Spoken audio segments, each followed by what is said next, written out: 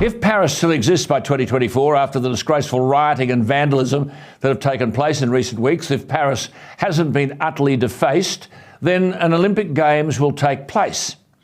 For an athlete, being chosen to represent your country at the Olympics is the pinnacle of sporting achievement.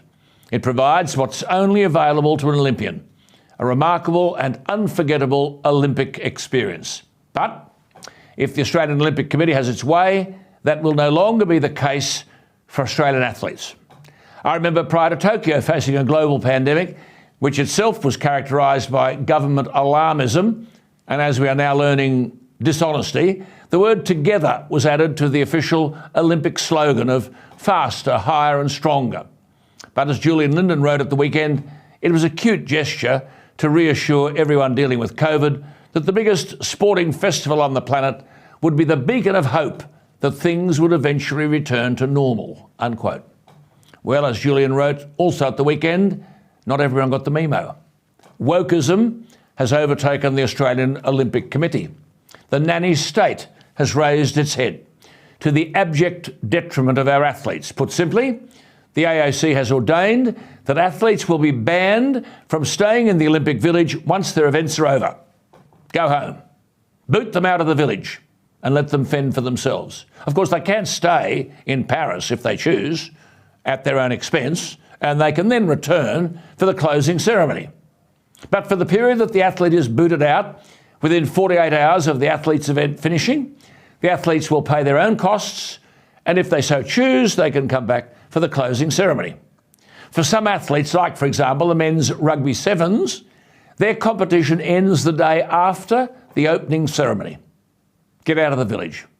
And if you want to hang around to return for the closing ceremony, you'll face a 2-week bill, and at Olympic time, even a grimy hotel room could cost you $600 a night.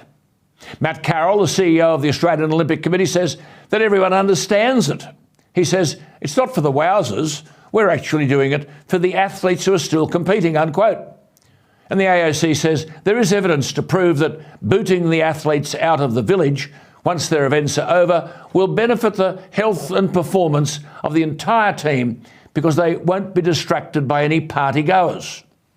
You see, the argument is that Olympians are renowned for some wild celebrations and that Australians are never far from the action. But don't we have a person with the pompous title of chef de mission? That's the person, man or woman, who manages the team. So if you're booting athletes out once they've finished competition because you can't control their behaviour after that, what on earth is the job of the chef de mission? Quite frankly, the athletes should go on strike. James Magnussen is a former world record holder for the 100 metres freestyle for men. And he's right when he said that everyone who makes the Australian team deserves to have the full Olympic experience. And James says, quote, and that includes staying in the village for the closing ceremony and supporting their teammates, unquote. Magnussen is right when he argues, quote, being an Olympian is not just about winning medals, it's a rare achievement that deserves to be properly celebrated no matter what athletes' results are.